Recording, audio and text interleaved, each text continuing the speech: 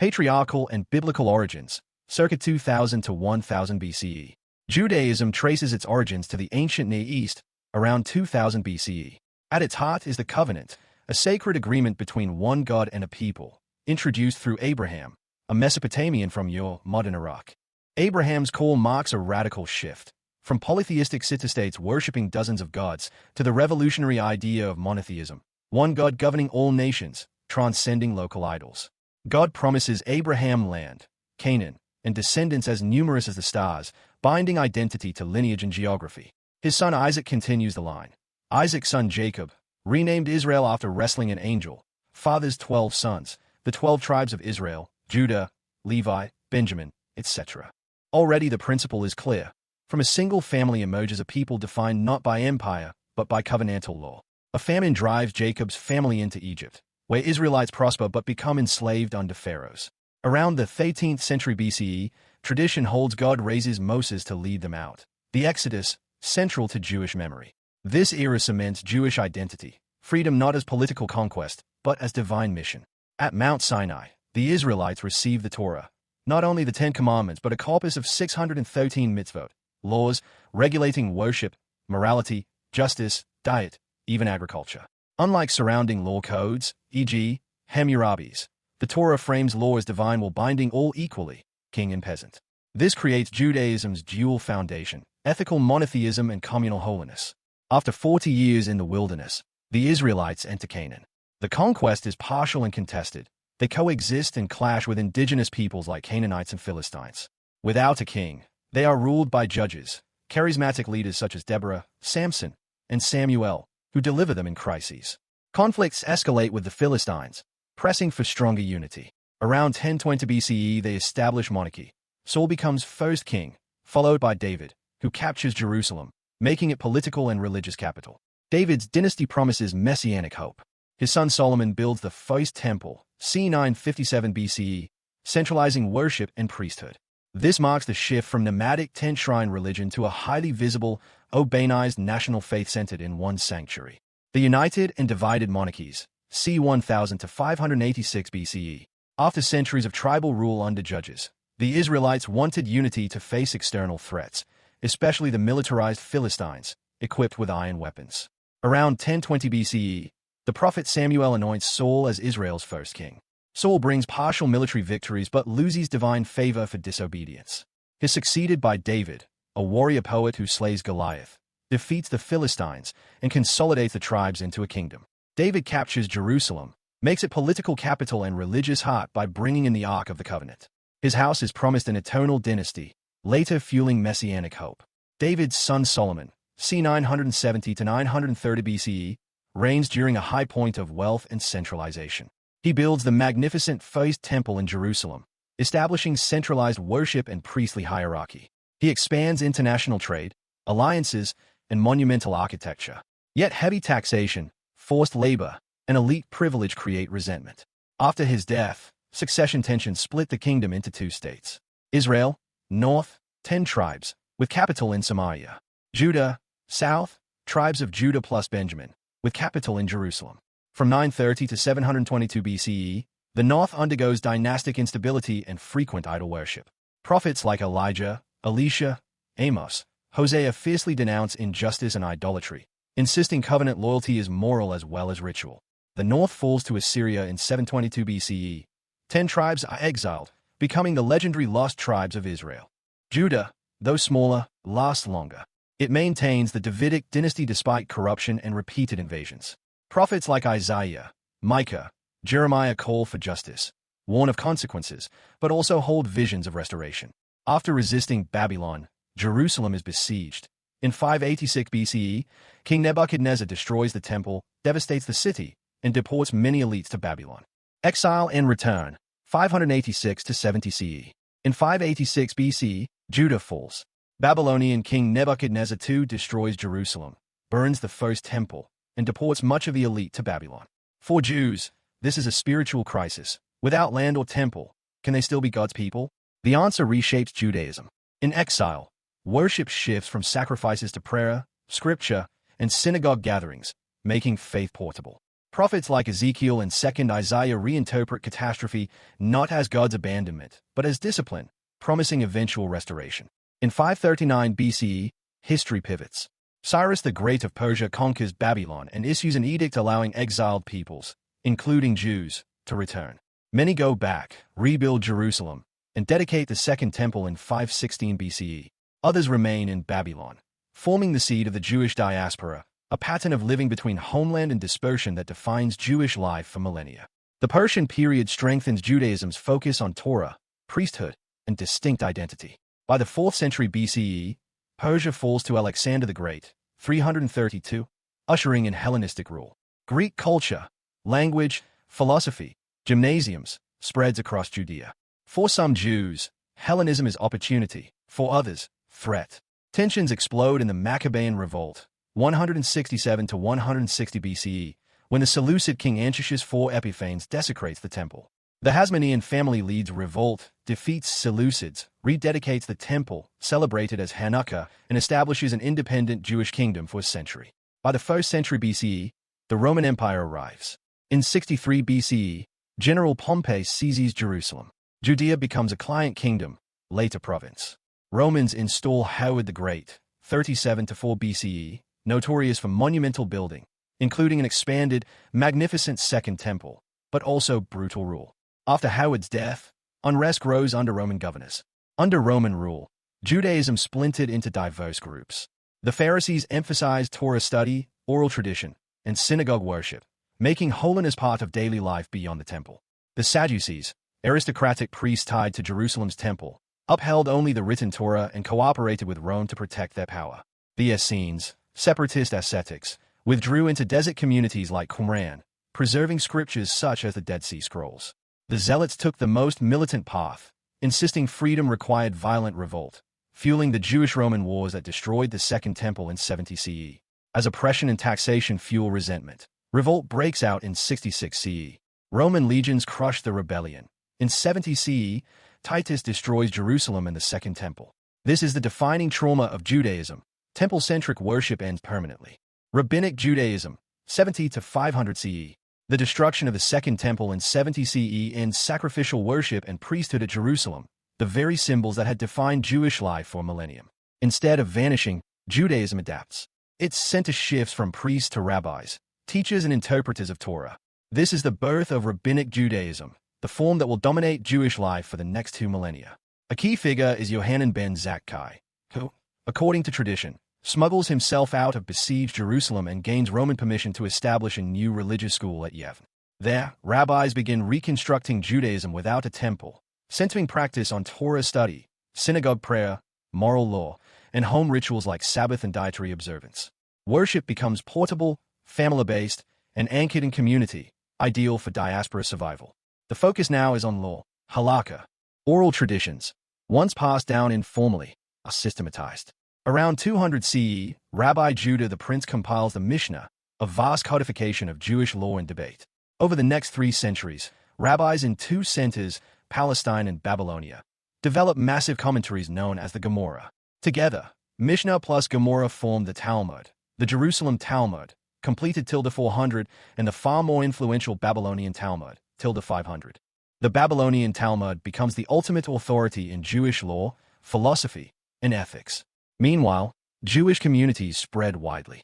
In the Roman Empire, Jews are numerous. Some scholars estimate up to 10% of the empire's population, around 1 million or more souls. They live in Palestine, Alexandria, Asia Minor, and Rome itself.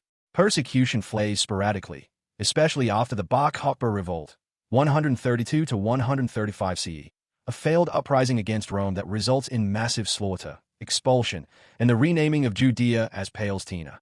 This marks the near total dispersion of Jews from their homeland, intensifying the diaspora. In Babylonia, however, Jews thrive under Parthian and later Sasanian rule, forming vibrant communities with schools like Sura and Pumbedita that anchor rabbinic leadership for centuries. This dual structure, Jews in Roman Byzantine lands and Jews in Mesopotamia, creates 2 centers of Judaism that continue influencing each other. Medieval Judaism, 500 to 1500 CE. After the closure of the Talmud around 500 CE, Judaism enters its long medieval period, defined by dispersion, resilience, and creativity under two great civilizations, Islam and Christianity. In the Islamic world, Jews often flourish. With the Arab conquests of the 7th century, Babylonian Jewry, already strong from centuries of Talmudic scholarship, becomes globally dominant. Under the Geonim, heads of academies in Sura and Pumbedita, Babylonian rabbis standardize law and spread their authority through responsa, letters that create a transnational Jewish network. Jewish communities thrive in places like Baghdad, Cairo, and Cordoba, enjoying relative tolerance under dhimmi status, protected but second-class subjects. Still taxed with a poll tax, jizya, and facing occasional persecution, Jews nonetheless prosper as traders, scientists, and advisors. This Islamic Golden Age, 10th to 12th centuries, produces towering intellectuals. Saudi again, 882 to 942, defends Rabbinic Judaism against Karaites, a movement rejecting the oral law, and translates the Bible into Arabic. Maimonides, 1135 to 1204, in Cordoba and later Cairo fuses Aristotelian philosophy with Jewish theology in his Guide for the Perplexed and codifies law in the Mishneh Torah, still central today. Hebrew poetry, grammar, and science also flower. Think Judah Halevi and others in Al-Andalus. Under Christian Europe, the picture is harsher. As Christianity consolidates, Jews become perpetual outsiders.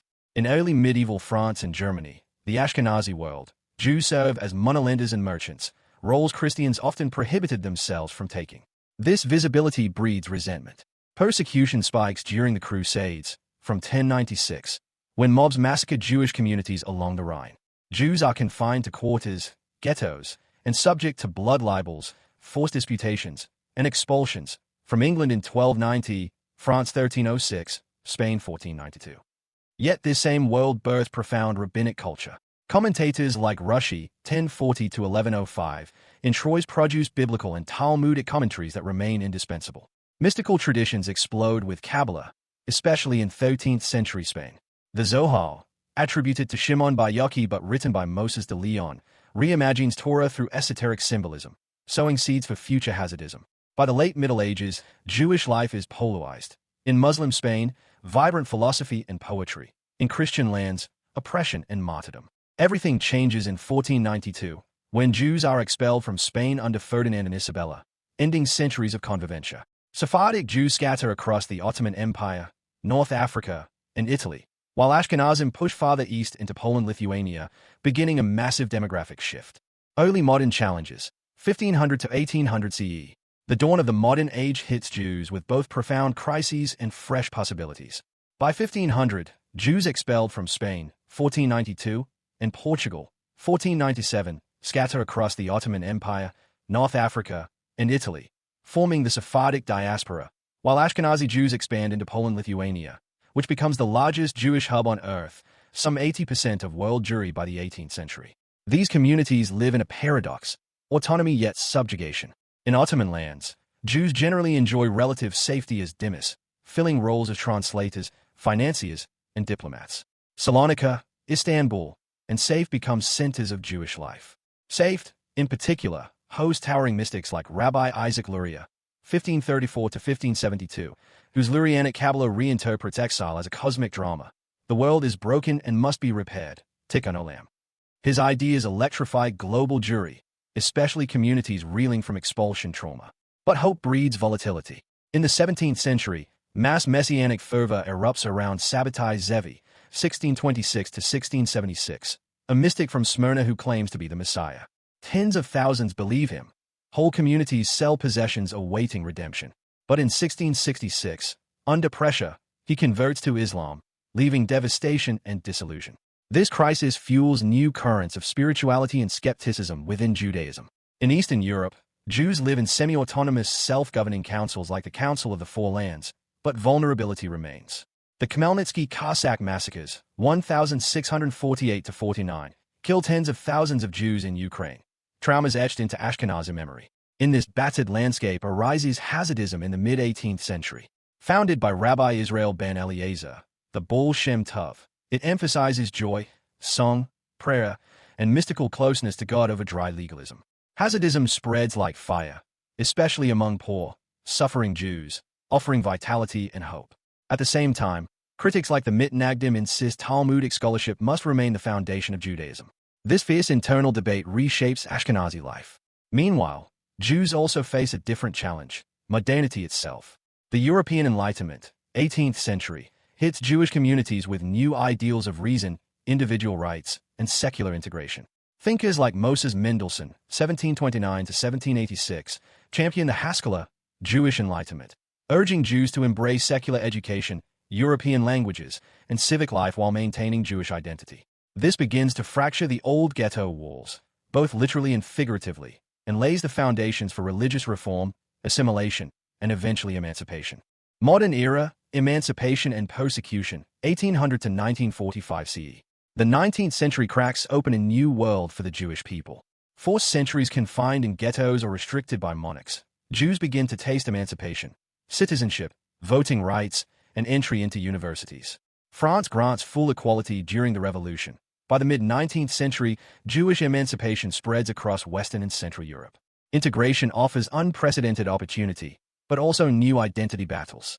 Some embrace modernity through Reform Judaism, founded in Germany in the early 1800s. Reformers reduce ritual, emphasize ethics, sermons in local languages, and adapt Judaism to modern civic life. Others respond with conservative Judaism, balancing tradition and change, while Orthodox leaders like Rabbi Samson Raphael Hirsch defend Torah observance within modern society. These debates split Jewish life. Is Judaism a religion, a culture, a nation? Meanwhile, demographic weight shifts east. By 1900, over 5 million Jews live in the Russian Empire, the world's largest Jewish community. But conditions are brutal, confined to the Pale of Settlement, barred from land ownership and higher office, targeted by pogroms, violent riots, especially 1881 to 84 and 1903-06. These attacks, plus crushing poverty, spark massive migration. Between 1880 and 1924, about 2 million Jews emigrate to the United States, reshaping American Jewry into a global powerhouse. Persecution also fuels political awakening. Zionism emerges under Theodor Herzl, 1860 to 1904, who in 1896 publishes The Jewish State, arguing that Jews can never be safe as minorities in Europe and must re-establish a homeland in Palestine. Zionist congresses mobilize worldwide Jewry, while socialist movements like the Bund imagine a Jewish future built on cultural autonomy in Europe. World War I, the Russian Revolution, and rising nationalism roiled Jewish life. In 1917, Britain issues the Balfour Declaration, supporting a national home for the Jewish people in Palestine, fueling Jewish immigration to the land. Yet antisemitism persists even in the most enlightened societies. The 1894 Dreyfus Affair in France exposes deep-rooted prejudice. Conspiracy theories like the Protocols of the Elders of Zion spread lies globally. Everything collapses under Nazi rule. Hitler rises to power in 1933, openly blaming Jews for Germany's woes. Jews are stripped of rights under the Nuremberg Laws, 1935, then subjected to escalating violence, Kristallnacht, 1938. During World War II, Nazi Germany orchestrates the Holocaust, the state-planned genocide of Europe's Jews. Between 1941 and 1945, 6 million are murdered. Entire communities of Poland, Lithuania, Hungary, and beyond reduced to ash. This is not only the darkest chapter in Jewish history but one of the greatest crimes in human history. Contemporary Judaism, 1945 present. Out of the ashes of the Holocaust, with 6 million murdered, including 2/3 of Europe's Jews, Judaism faced both devastation and rebirth. Survivors fled shattered Europe, many to America, others to the land of Israel. In 1948, after UN approval and Britain's withdrawal, the State of Israel was established. For the first time in nearly 2,000 years, Jews had sovereignty in their ancestral homeland. Immediately invaded by 5 Arab states, Israel survived the 1948 War of Independence, solidifying its existence. Since then, Israel has become the most significant event in modern Jewish history. Now home to over 7 million Jews, it represents nearly half of world Jewry.